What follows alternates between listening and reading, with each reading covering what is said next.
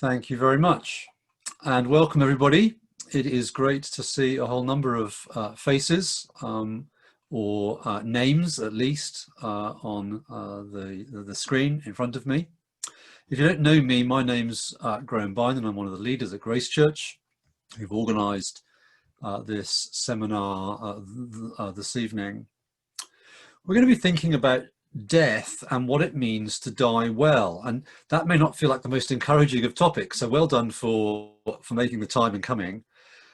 We can at least say it is relevant to everybody, because unfortunately everyone will both know somebody they know who will die, and everybody will face death. And actually immediately in that truth we see something of the oddity of this topic. It's something that is true for all of us, and yet something we talk about very little. And one of our aims is to sort of open up that conversation. It's obviously a topic we could have picked at any time for those reasons, but COVID has made us that much more aware of death. We've had figures of daily deaths for the last 6 months. And of course, those are only in addition to the normal death rate. So it's become a more live topic. I'm going to be speaking from a Christian perspective. It'll be a mixture of people I'm expecting to be here. Those of the Christian faith, those of other faiths, no faiths, and so on. And my hope is kind of twofold. I hope it will help those who would call themselves Christians think more clearly about the topic and realize some of the issues involved for them. And for others, both stimulate thought and give a window into a Christian worldview and thinking. We're going to be in 3 sections this evening, and they're going to be of decreasing length to encourage you. I'm going to speak for a little while first. Then we're going to have 2 interviews that we've recorded. So we're going to play those, and then we're going to have some time for questions and hopefully some answers as well.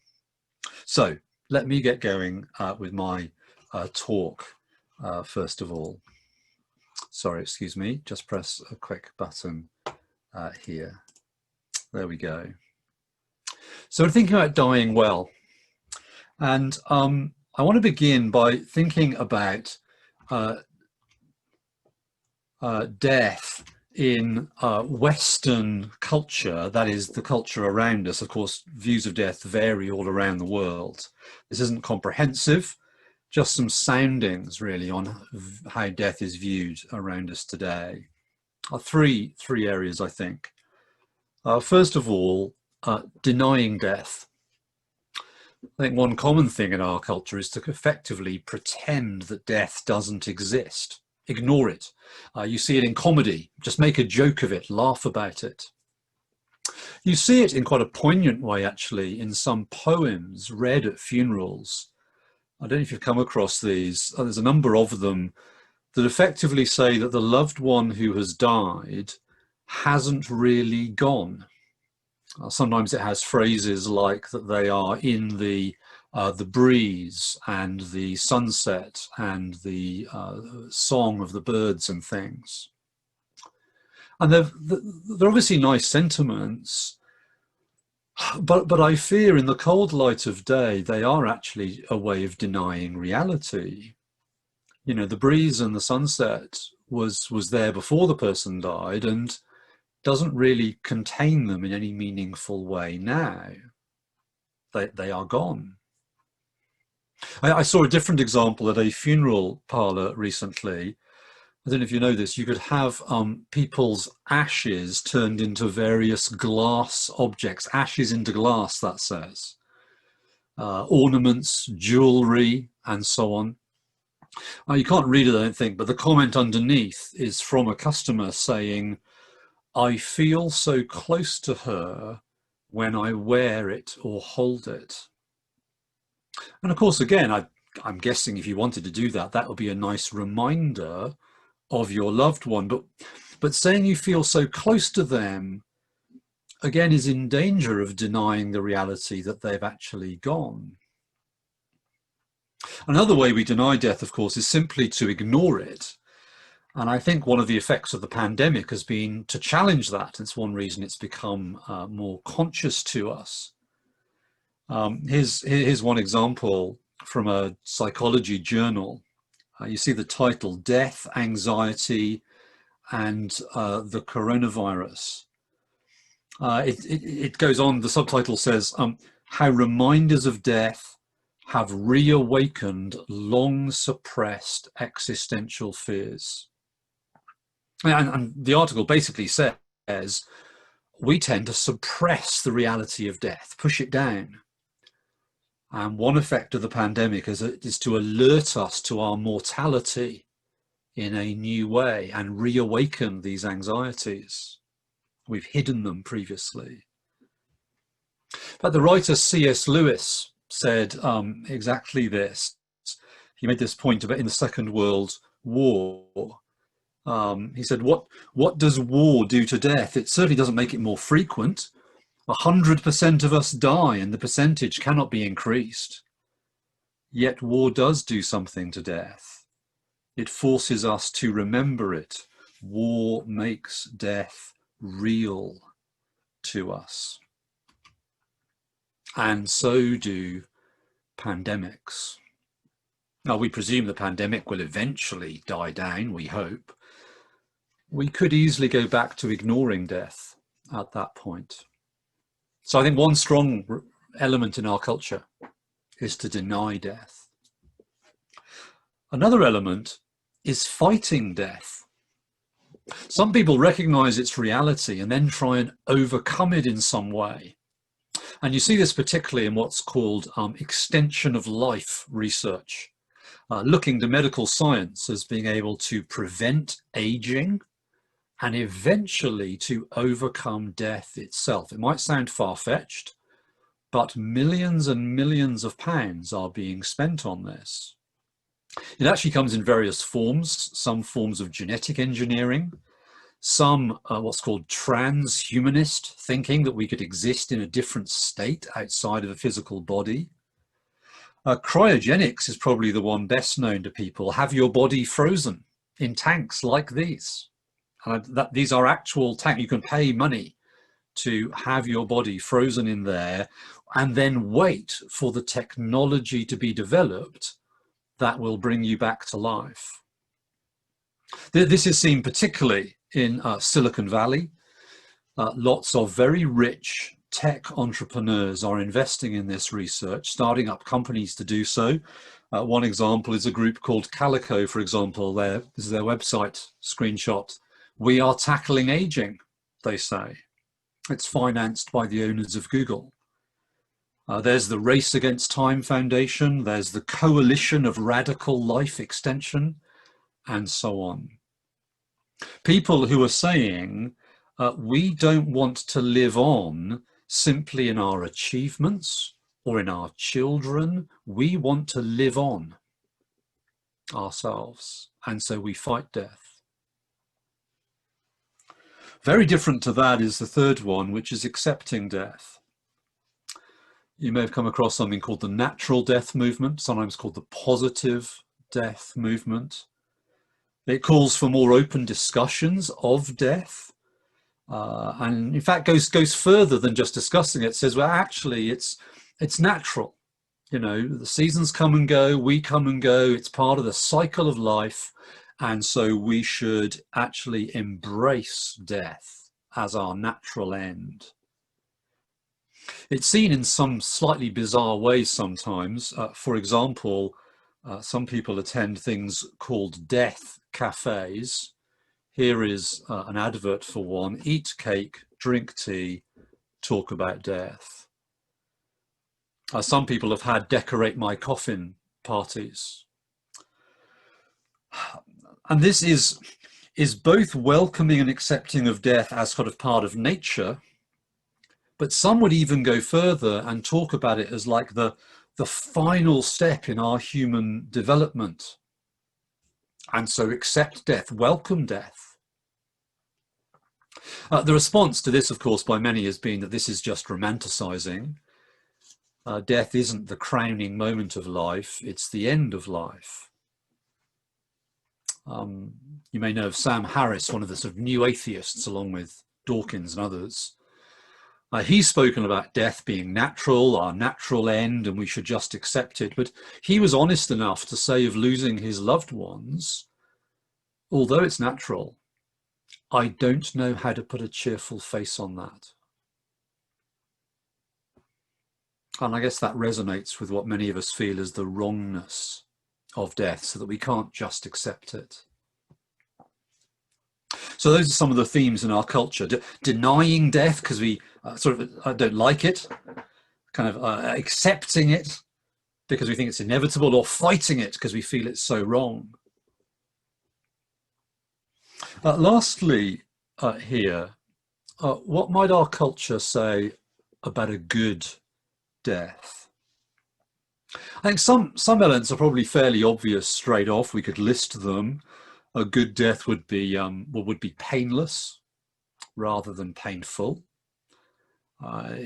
Maybe with family and friends rather than lonely. It would be in old age rather than young. And along with those sorts of factors, there's a lot more discussion happening in the medical world about approaching death and dying well. I mean, here's just one example, a seminar called The Art of Dying Well. This was by a palliative care consultant in London, basically calling people to talk and plan and think about options, because lots of choices will actually be faced today in the moments of death, particularly with advances in medicine. A really key one becomes, when do you try to extend life? Our default can easily be that extension of life is always a good thing, but at what cost? With what pain? With what cost benefit, to put it bluntly?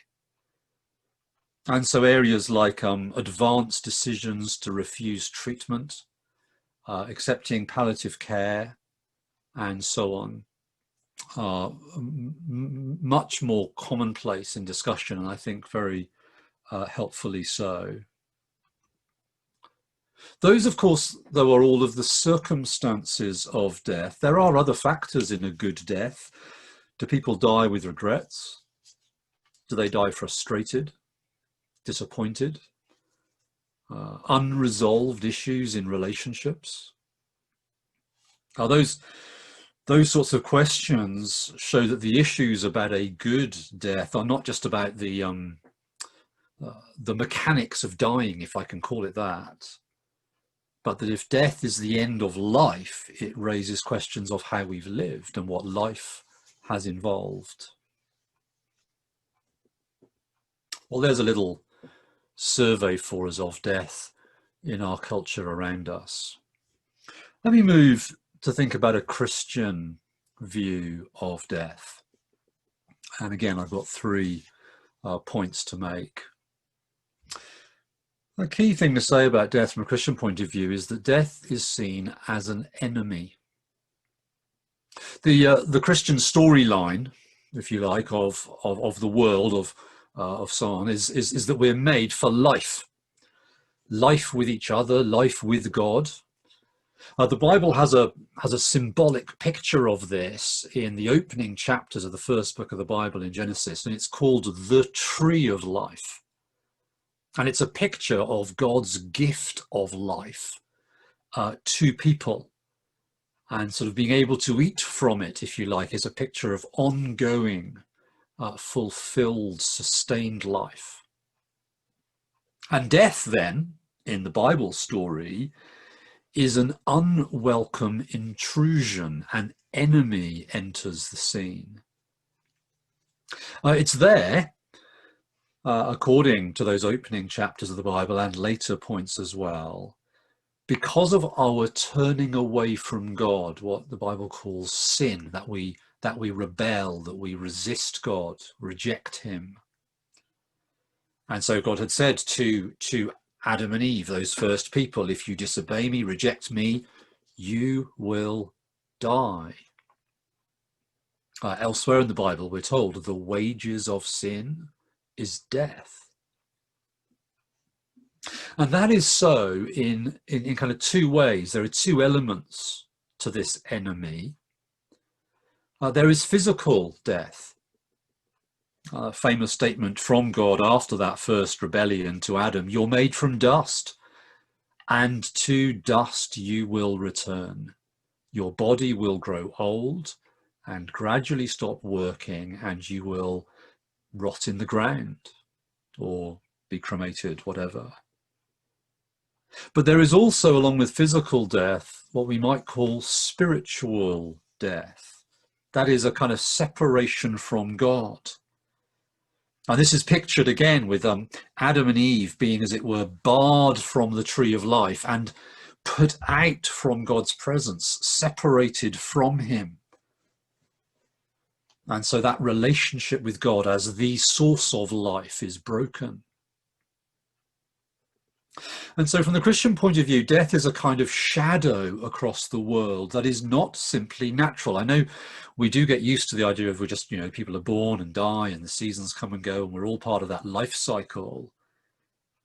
But the Christian point of view is saying, no, it wasn't supposed to be like that. There is something wrong about death. It is an enemy. And this explains why we so often instinctively want to fight against it, why it hurts, why we feel it's wrong. Death as an enemy is why we feel anxiety about death. It is not natural. In fact, the Bible speaks in a later book about those who are held captive through their fear of death. Feared because it points to an end of life here and now, and feared ultimately because of those spiritual realities. Death is part of the verdict for our rebellion against God. And so then beyond physical death is not simply an end of existence, but separation and penalty from God. Death is an enemy because it's the punishment, if you like, that we've brought down on our own heads. Secondly, in the Bible, I think we can speak of death as an accepted enemy. And I've put accepted there in inverted commas to distinguish from that group earlier who wanted to accept and welcome death. Well, my point here is that while it is an enemy, I think the Bible calls us to accept it as part of the world now. God has brought death into the world. It is part of life. We cannot win against it. At Grace Church, we've been studying the book of Ecclesiastes. As a famous line, there is a time to be born and a time to die. And it's holding out this idea that you cannot fight against the seasons of time. You can't hold on to life. Which doesn't mean Christians are then sort of fatalists and just say, well, just let people die then or something. The dignity of life, the worthwhileness of life, and so on means we try to preserve life where that is appropriate. And historically, Christians have been prime movers behind medical treatment to do that. And we'd want to agree with some of that assessment we gave earlier. A death that is young or is painful or is lonely. I mean, they are tragic things. It's far worse than dying old, surrounded by family. But of whatever form it comes, we still have to bow to death. So there is, if you like, a disagreement with that natural death movement. It's not simply natural, it's an enemy. And yet there's also disagreement with that fighting it movement. It's not an enemy we can defeat. We bow to it. And then lastly, and most significantly, it is a defeated enemy. The Christian message is one of hope. Hope of reconciliation with God and forgiveness of that guilt for our rebellion. That comes through Jesus's death as he takes our guilty verdict and penalty in our place, and then hope of new life through Jesus's resurrection. Jesus defeats death. So some famous lines from the Bible are these: the last enemy to be destroyed is death. And then later in the same chapter, where, O death, is your victory? Where, O death, is your sting? Death is an enemy, but because of the work of Jesus, its sting has been removed. It won't have the last word. The picture there then is that we will still die, but rather than that punishment from God, that sting we would face, we can be forgiven. We could face God as friends rather than rebels. And eventually, death itself will be destroyed. And we're given a picture of this, of a world where the whole shadow of death has been removed. It's pictured in access to that tree of life again, full and everlasting life. No more mourning or death or crying. Now that doesn't mean there's no trepidation about death for Christians, but it does mean there can be confidence in the face of death for all who trust in Jesus. We see this at one very clear moment in the New Testament. The Apostle Paul is writing to a church, and the church appears to have been asking questions about death and people who die. And Paul says to them, he doesn't want them to grieve as those who have no hope. Now, he doesn't say don't grieve, because death is always sad. But for those who've died trusting in Jesus, he says there is hope. He goes on to say, we believe Jesus died and rose again, and so we believe something about those people and something about ourselves. That changes how you view death. Is it a defeated enemy? John Wesley was a famous preacher in the 18th century. He founded Methodism. Here's one of his famous lines. He said, "Our people die well.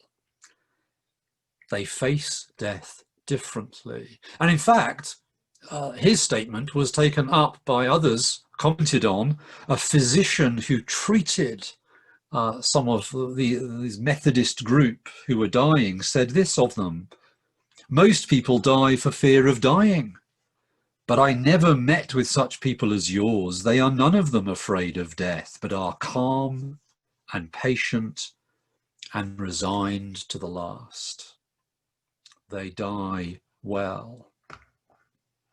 And this means there's actually a sort of challenge, I think, for those who do trust in Jesus to think through what dying well would actually look like, whether you'd be calm, patient and resigned in a good way, that is.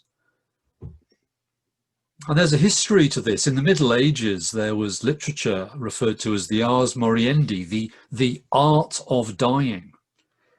They had pictures like this one. It would be people on their deathbeds, and it would either have kind of, demons whispering deceptions and temptations, particularly temptations in the final moments of life to doubt or despair. You would picture angels encouraging virtues. This one, I believe, is encouraging humility at the end. And a Christian doctor called John Wyatt has actually written a 21st century version of this in many ways. He's reflected on that literature and reflects on some of those issues, added some of his own, and then discusses a lot of the medical issues that can be involved in the end of life.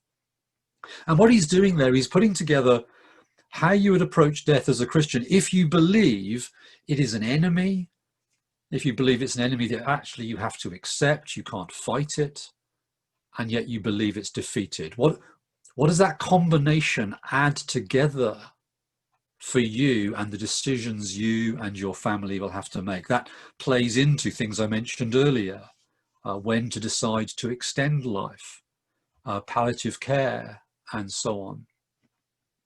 One thing I'll do is I'll put a comment in the chat in this meeting, which will have both reference to that book, but also to a podcast by a Christian nurse on end-of-life decisions, which would be really great to listen to as well. Within all of that, the Christian view of death, this enemy that has to be accepted but is defeated, are the kind of guiding principles for Christians. There's a brief overview of a Christian view of death. Dying well then has lots of elements to it from a Christian point of view. Fundamentally, it is a death where someone trusts in Jesus for new life, and so is able to face death, maybe with trepidation, but ultimately with confidence. Now look, if you're not a Christian or not sure about these things, what you think at this stage will all turn on your view of the world, whether you think there is a God, whether there is an afterlife, and so on.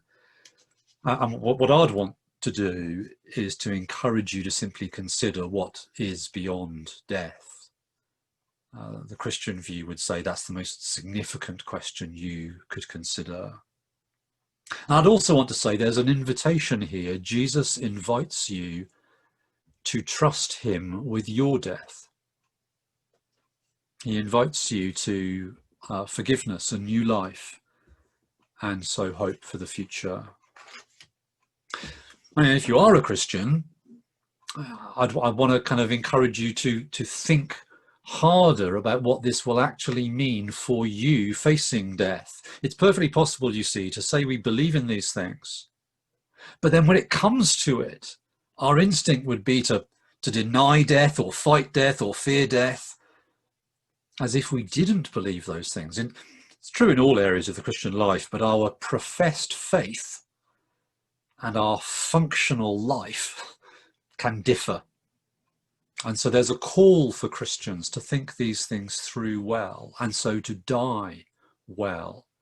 And I'd encourage that book and that podcast that I've mentioned as great ways to go on that. I'm going to stop there. And what we're going to do next is have 2 interviews that we've recorded. I asked Matt Borg some questions about facing the death of a family member. And then I spoke with Helen Dalzell, not that she's about to die, let me get in that in early, but about the idea of facing death for yourself.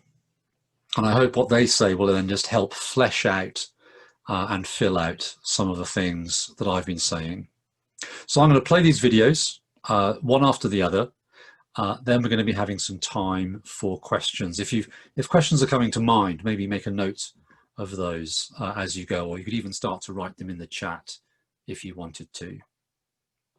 Just give me 1 second, and I'm going to share my screen and play this for you.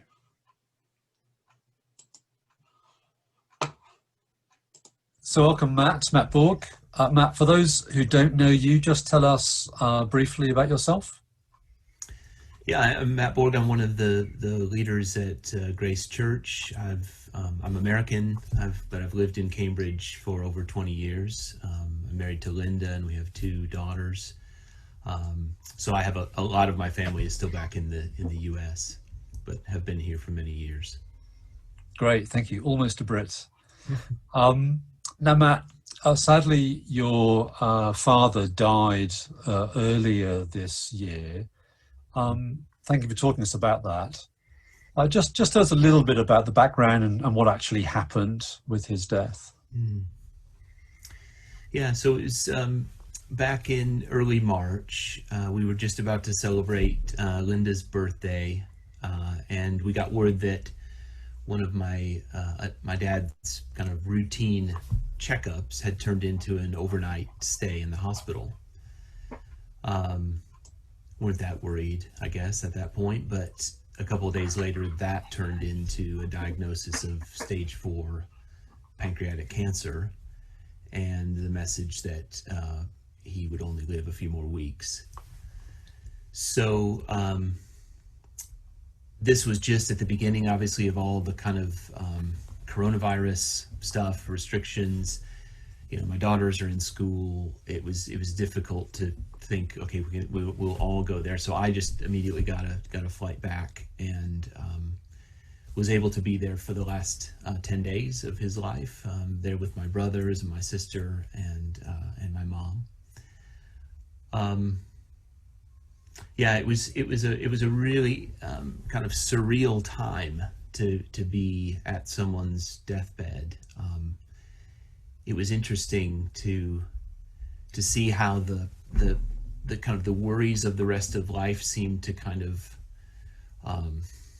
be minimized in some way. I mean, we were able to watch the news and see what was happening outside of the hospital with the coronavirus, and the stock market was crashing and everything that was happening. But it was kind of amazing how much we were kind of insulated from that and seemed to be kind of entirely focused on just spending those days with my dad.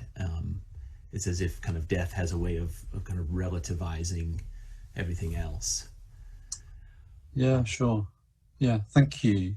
So you were able to be there with him as a family for some time before he died. Obviously, it was quite sudden in the sense that you weren't expecting it, but in being able to be there with him, it sounds like there was some good elements in that, in being able to spend time with him and so on as a family. What of those? What do you think you appreciated the most in those last days?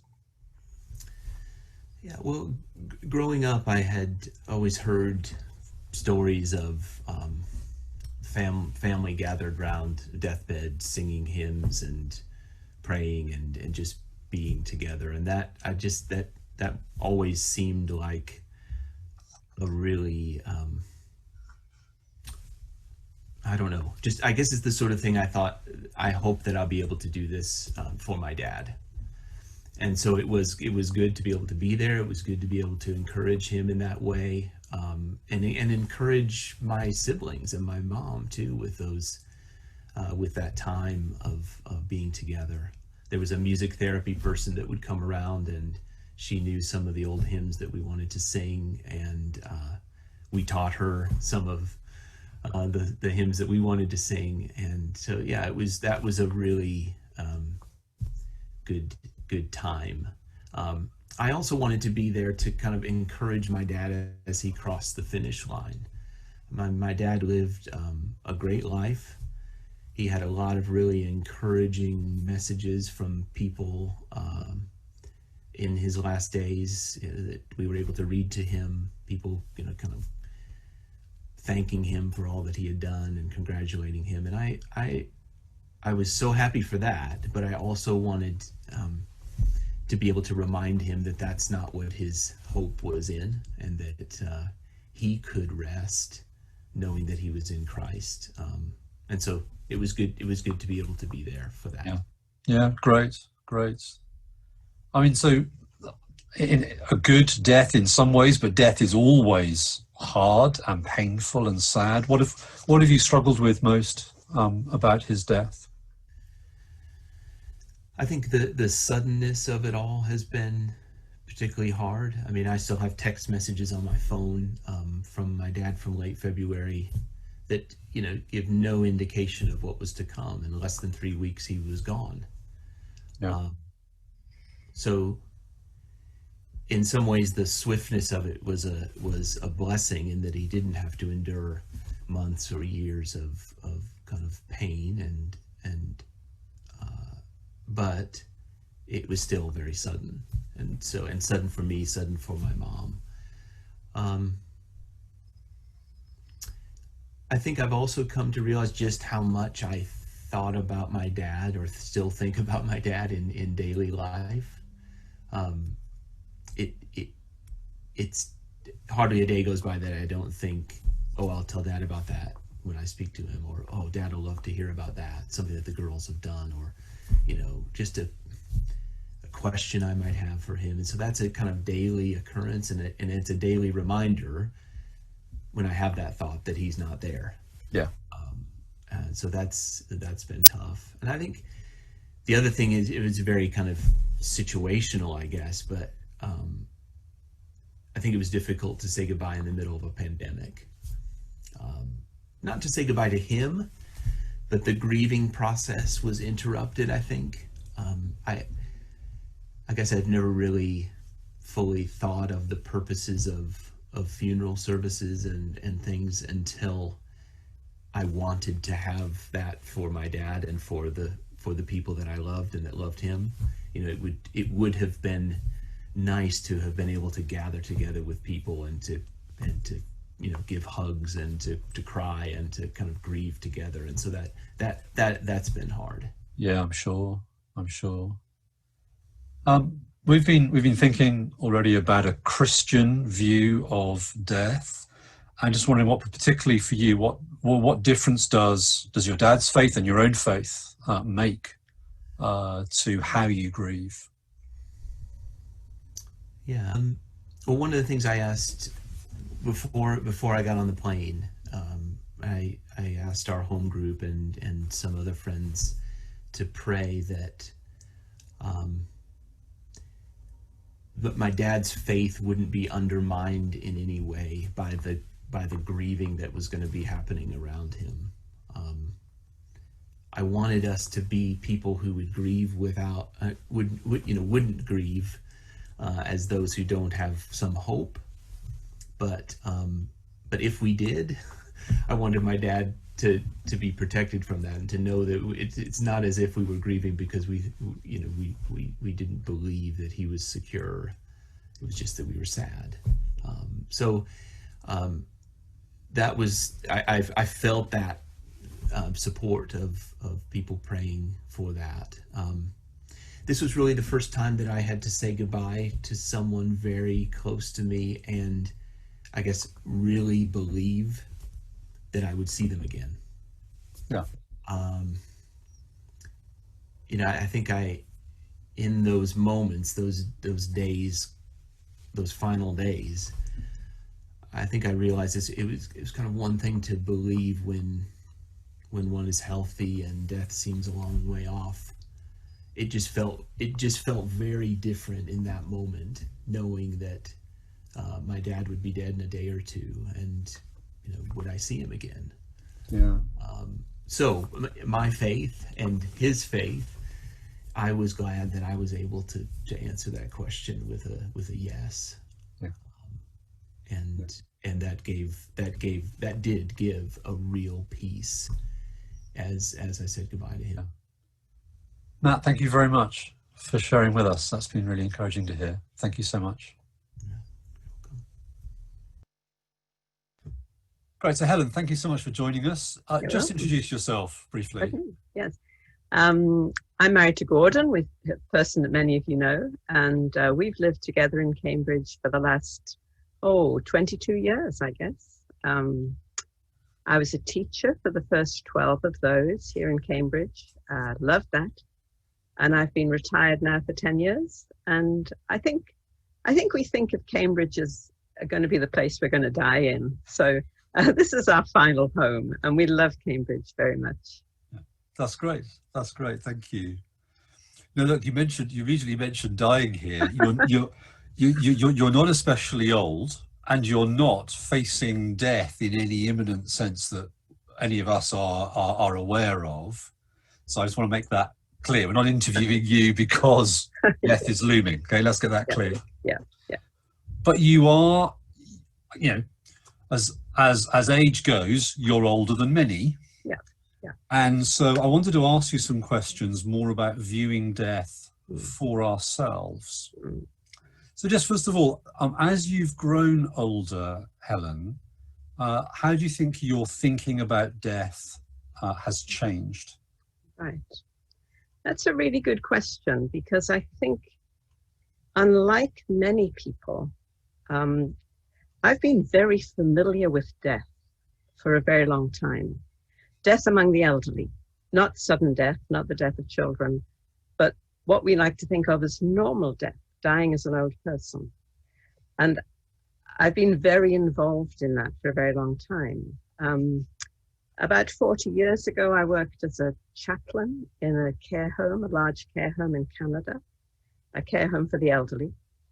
And I spent a lot of time in the dementia ward. I spent a lot of time with some very ill people, very closely involved with their aging and dying. And then after that, for about 20 years here in the UK, I was very closely involved in activities, support groups, Bible studies for the elderly. And it wasn't just a job. During that period, you know, my closest friendships were with people in their 80s and 90s. They were extremely significant friendships. And as it were, I walked with them through aging and death. And I think that was an unusual experience, and it's one for which I've been very grateful. So it means really that, you know, death was always on my radar. Now, for all those years of enjoying close relationships with people who were aging and dying, it was very like looking at mountains through binoculars. You know, if you're looking at mountains through binoculars, you know the details, you see what's going on. In some ways, you're sharing with the people on the mountain what they're going through. But it's still a long way away. Yeah. And you have to put those binoculars down. You can't live looking through the binoculars all the time. Otherwise, you can't get on with your life. So although I was very familiar with death and very close up to death all the time, it was a long way away. I was looking at it through binoculars. Now that I'm in my mid-70s, the binoculars have gone. You know, I'm no longer looking through binoculars. I'm actually in those mountains that I've been looking at for so long through binoculars. They're part of my life. And that changes how you view life and how you view death. So my attitude to death has changed. I think what captures my present view of death very well is a song that we've just discovered, Gordon and I, a new song by Stuart Townend. And he wrote this as a response to his brother's diagnosis of terminal cancer. And he's written this song about death, really, and about life. Mm. And I'd love to read the chorus because I think it's so useful. He says this: "Time is given, time is taken away. The least that we can do is make the most of every day. We are given, we are taken away. The best that we can do is give ourselves away." And I think that captures my view of death, the idea that, you know, we are given time by God, and God will take time away when he's ready. And our response to that is a wonderful one, because as Christians, we can submit joyfully to that. My Heavenly Father will finish my time when it suits him. Mm. And my response to that is that I must make the most of every day. You know, every spring may be the last spring. Probably not every day will be the last day, because I'm only 75, but the number of springs that I will enjoy is now numbered. You know, and this spring has been so wonderful, and the opportunity to enjoy that to the full has been great. Yeah. In the light of the fact that time will be taken away. And the other bit in the song, you know, we are given, we are taken away. People are given by God into our lives. We are given by God into other people's lives. Mm. And a moment will come when we're taken away. Yeah. And our response to that is to give ourselves away. The idea of you know, we're no longer filling the earth and subduing it, and fame, youth, and beauty have gone. But what we do is we give ourselves away in relationship to other people. Mm. And we give ourselves away to God in relation to his kingdom. And there's a wonderful sense of completeness there, you know. We will, in God's time, be taken away. And for the moment, what do? We make the most of every day, and we give ourselves away in relationship to others. Mm. So I'd say that's how the change has come about in my thinking in relation to death. Yeah. Thank you. Thank you. That's really, well, both interesting to hear about the binocular change. Yes. Yes. And really helpful thoughts on how we approach life, how we live life in light of death. Yes. As you look forward, as you feel you're in those foothills or in the hills, wherever you are, what is worrying or even frightening about the prospect of death? Yes. I mean, I think everybody has their pet fear about dying. And I think mine is probably, I'd hate to drown to death. I'd hate to be trapped in a very small place. Yeah. And die there. I think that would be really hard. I think a lot of people worry more about things like dementia, pain, illness, sickness. Yeah. I mean, having lived with other people's dementia, that doesn't worry me that much.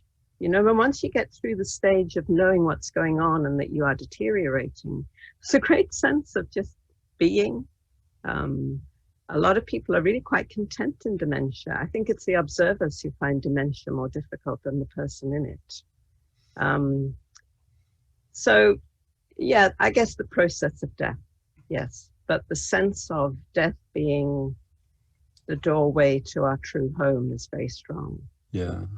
Yeah. Yeah. The doorway may be a little tight, it may be a little stony, it may be hard, but the destination is worth pressing on for.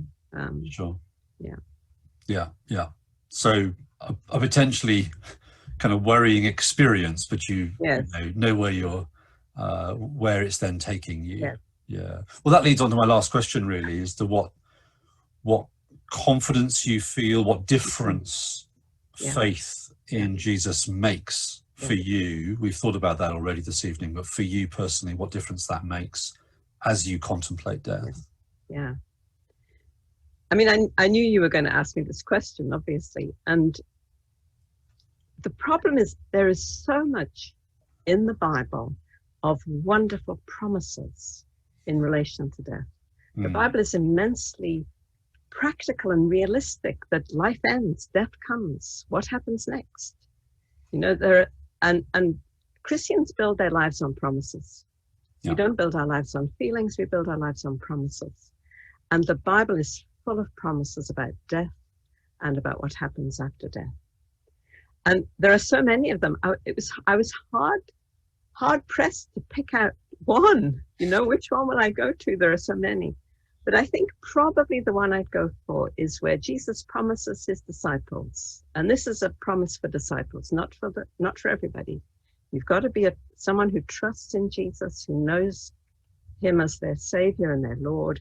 He promises, he said, don't let your heart be troubled. I'm going away to prepare a place for you, and then I will come back for you. And that sense of, you know, Jesus is coming back for me to take me to my true home. And that is a wonderful assurance. And of all the promises that God has ever made, none have ever failed. And I know this one won't fail. So I build my life on promises. And the promise is that at the moment of my death, he will come for me. And that's great. Yeah. Yeah. Helen, thank you so much. You're welcome. We hope we have many, many more years before you're facing death. Well, whatever. But really helpful to hear your thoughts. So thank you. You're welcome. You're welcome. My pleasure.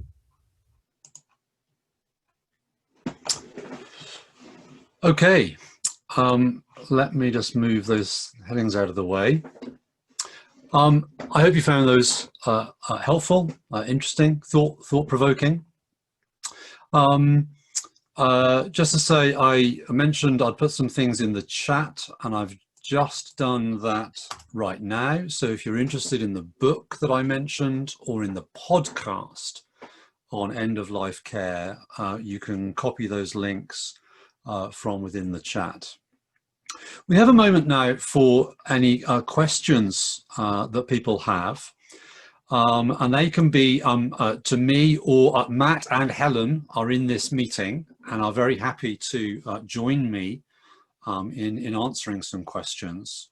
You might, if you have a question particularly for one of us, you might want to say so, but if you ask a general question, probably I'll direct it somewhere. And there are two ways you can ask a question or make a comment. You can write it in the chat. So if you're unfamiliar with Zoom, go to the bottom of the screen, click on chat, and then you can write in a message on the right-hand side.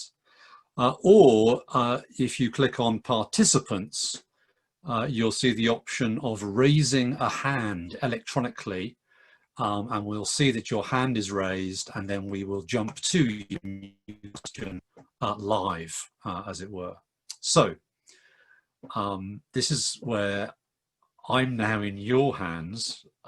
So if you'd like to type in the chat or raise a hand to make a comment, to add something, or to ask a specific question. Thank you. So Ruth Jackson's got her hand up. If we could jump over to Ruth, talk to us. Yeah, it's actually Tim. Oh, Tim, it's Tim on under Ruth's name. Go for it, Tim.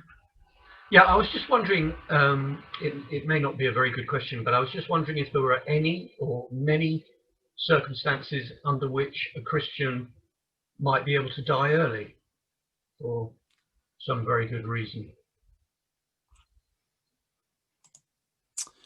Yeah, thanks. I guess I'd say it depends a little bit what we mean by die early. If we mean die young, of course, many Christians die young. One of the things Helen was mentioning, sorry, let me just mute you, Tim, thank you. One of the things that Helen was mentioning is God's timing. And that verse I mentioned from Ecclesiastes, a time to be born, a time to die. Obviously, the people will vary as to what they think about this, depends on their whole faith position, but the Christian view would be that God is sovereign over these things.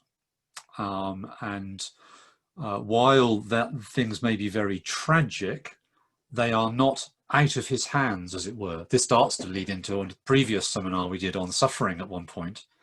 But that means in that sense, someone can't die too early because God is sovereign over it. They can die young, they can die very tragically. That's certainly true. Helen, did you want to say something on that? Yes, I wouldn't mind saying something just briefly. I mean, I think the history of the church is littered with people who died young, who died early. I mean, early missionaries used to take their coffins with them, pack their stuff in a coffin rather than in a trunk. You know, that's how Christians view life and death.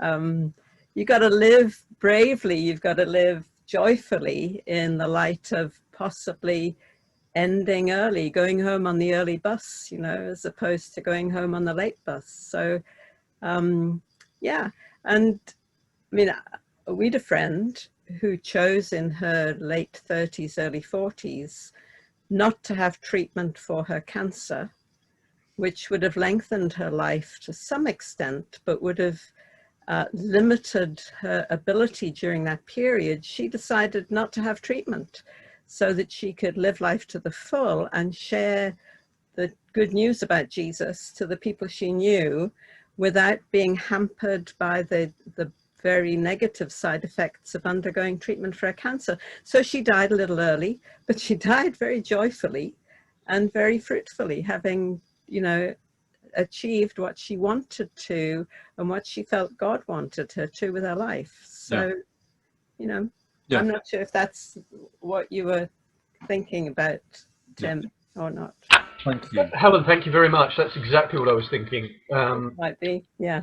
Yeah, so I mean, I haven't thought about it a lot, but I've often wondered about the dilemma of not having treatment when perhaps you're terminal but it's very unlike Matt's father. It's a long drawn out process.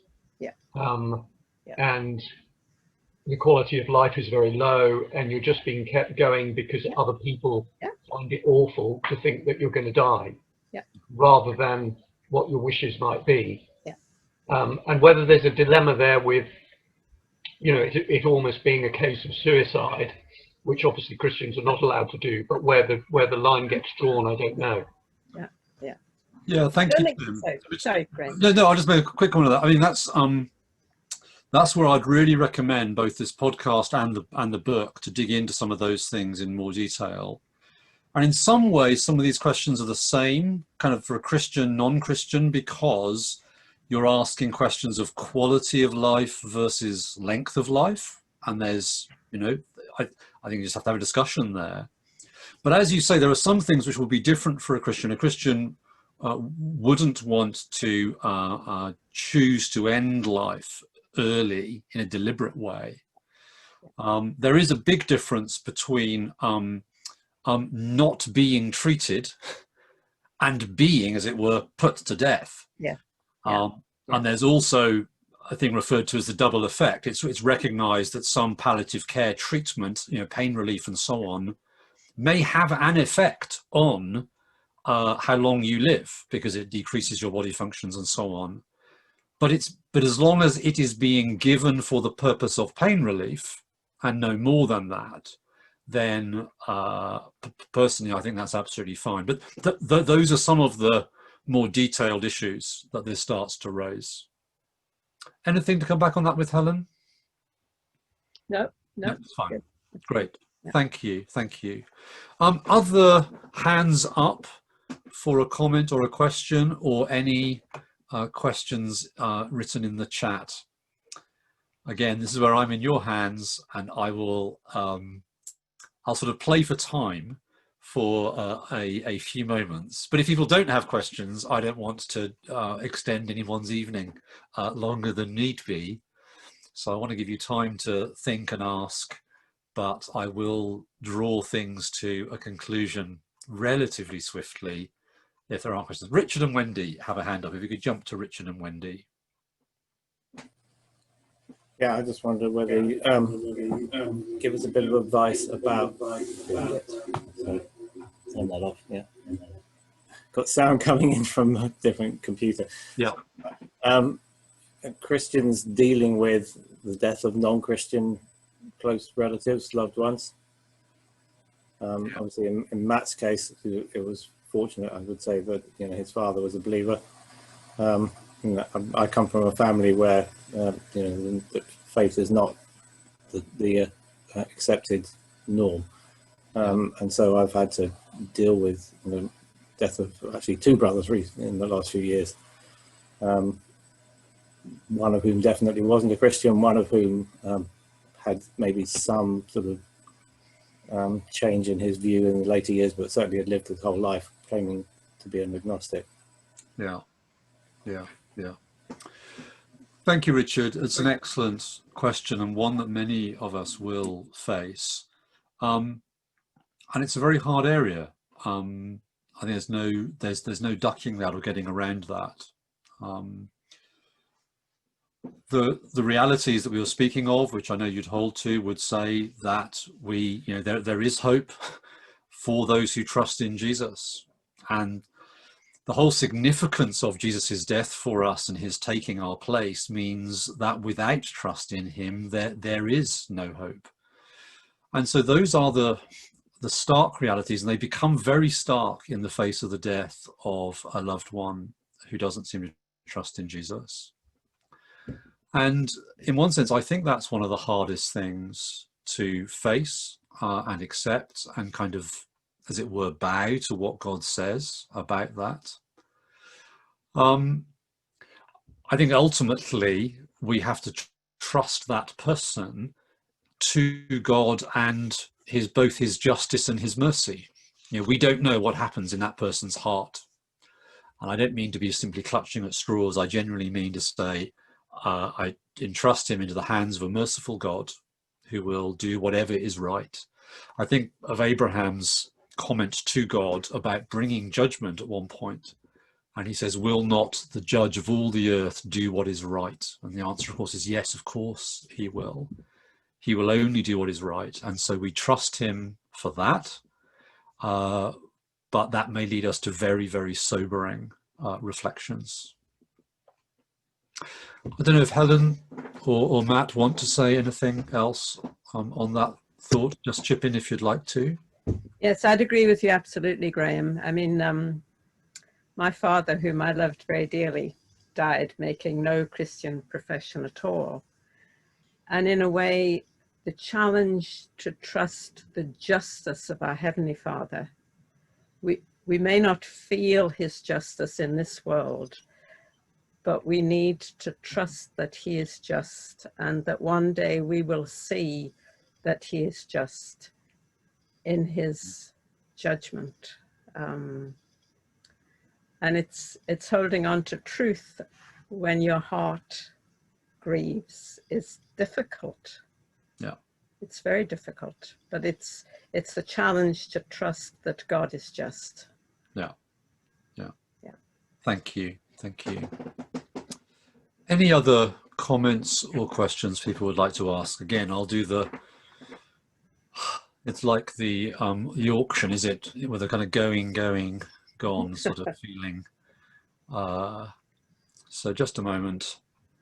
I don't see any other hands up or questions written. So I think we'll conclude there. I hope that's been a really helpful evening in stimulating thought and so on. I would recommend following up with those resources I've listed.